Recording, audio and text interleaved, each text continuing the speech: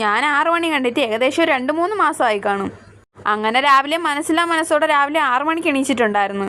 എന്നിട്ട് ഉറക്കപ്രാന്തിൽ കുറച്ചു നേരം അവിടെ ഇരുന്ന്. ഇന്ന് രാവിലെ എല്ലാ ജോലികളും തീർക്കണമെന്നായിരുന്നു ആഗ്രഹം. പക്ഷെ ഒന്നും നടന്നില്ല. ഞാൻ എണീച്ച് പല്ലും തേച്ച് വെച്ച് പിന്നെയും കിടന്നുറങ്ങി. പിന്നെ എന്തിനാണ് ഞാൻ എണീച്ചത്? കുറച്ച് ദിവസങ്ങളായി എൻ്റെ ഫേസ് വാഷ് അവിടെ സ്മാരകം പോലെ ഇരിക്കാൻ തുടങ്ങിയിട്ട്. അങ്ങനെ അതിട്ട് മുഖം നല്ലോണം ഒന്ന് തേച്ചൊരച്ച് കഴുകി. 6 മണിക്ക് എണീച്ച ഞാൻ 6:15 പിന്നെയും കിടന്നുറങ്ങിയിട്ട് 8 മണിയായപ്പോൾ പിന്നെ എണീച്ച്. ആഹാ, അടിപൊളി. എന്നിട്ട് ഇന്ന് കുറച്ച് സ്കിൻ കെയർ ഒക്കെ ആവാമെന്ന് വിചാരിച്ച്. കുറച്ച് ദിവസങ്ങൾ കൊണ്ട് ഞാൻ സ്കിൻ കെയർ ഒന്നും ചെയ്യാറില്ല. എൻ്റെ ചുണ്ടൊക്കെ വരാൻ തുടങ്ങി തൊലിയേക്കളായി പോകുന്നുണ്ടായിരുന്നു. അങ്ങനെ നേരെ പോയി ലിപ് ബാം എടുത്തിട്ട്. ഇതൊക്കെ ചെയ്യുമ്പോൾ വിചാരിക്കും മുടങ്ങാൻ ഇതൊക്കെ എന്നും ഇടണമെന്ന്. പക്ഷേ എന്ത് ചെയ്യാൻ, ഞാൻ മറന്നു പോവും.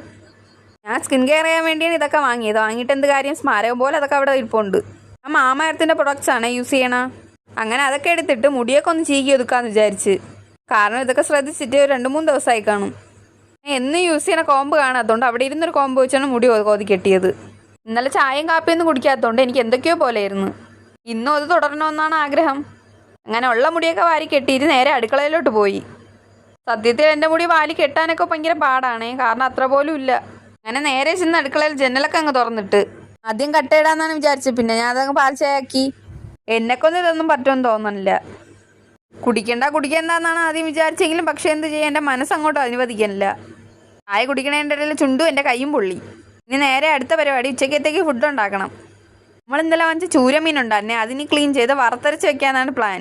മല്ലിപ്പൊടി, മുളകുപൊടി, മഞ്ഞപ്പൊടി, ഉലുവായും കൂടെ ഇട്ട് വറുത്തെടുത്ത് എന്നിട്ട് അതിലോട്ടാണ് ഞാൻ തേങ്ങയും ചെറിയുള്ളിയും പുളിയും കൂടെ അരച്ച് ചേർത്തത്. സത്യത്തിൽ ഇതെല്ലാം കൂടെ മിക്സ് ചെയ്താണ് ചേർക്കാനുള്ളത്. ഇത് 2 പച്ചമുളകും 1 തക്കാളിയും കൂടെ അരിഞ്ഞിട്ട്. കണ്ടപ്പോൾ ഫ്രഷ് മീനായിരുന്നു കേട്ടാ. ഇനി കറി വെച്ച് വരുമ്പോൾ എന്തരാണെന്നറിയാം. ഇടയ്ക്ക് ഞാൻ കുറച്ച് അവിയലും കൂടെ സെറ്റാക്കി എടുത്ത്. ആ അവിയലിന് സത്യത്തിൽ നീളത്തിലാണ് അരിഞ്ഞെടുക്കാനുള്ളത്. ഞാൻ അരിഞ്ഞത് ഏത് ഷേപ്പിലാണെന്ന് എനിക്ക് പോലും അറിഞ്ഞൂടാ. സെറ്റാക്കി വന്നപ്പോഴത്തേക്കും സമയം 5 മണിയായി. ഞാൻ വിചാരിച്ച പോലെ തന്നെ കണ്ടപ്പോൾ ഉള്ള വൃത്തി ഉണ്ടായിരുന്നു. മീനിൽ വലിയ ടേസ്റ്റൊന്നും ഇല്ലായിരുന്നു. തൽക്കാലം അവിയൽ വെച്ച് അഡ്ജസ്റ്റ് ചെയ്യാമെന്ന് ചോദിച്ചാൽ അവിയൽ കഴിച്ച് നോക്കിയപ്പോഴത്തേക്കും നല്ല ടേസ്റ്റ് ഉണ്ടായിരുന്നു. ഞാൻ ഫസ്റ്റ് ടൈമാണേ അവിയൽ വയ്ക്കണത്. അങ്ങനെ അതൊക്കെ സെറ്റാക്കി ഉച്ചയ്ക്കല്ല വൈകിട്ട് ഫുഡ്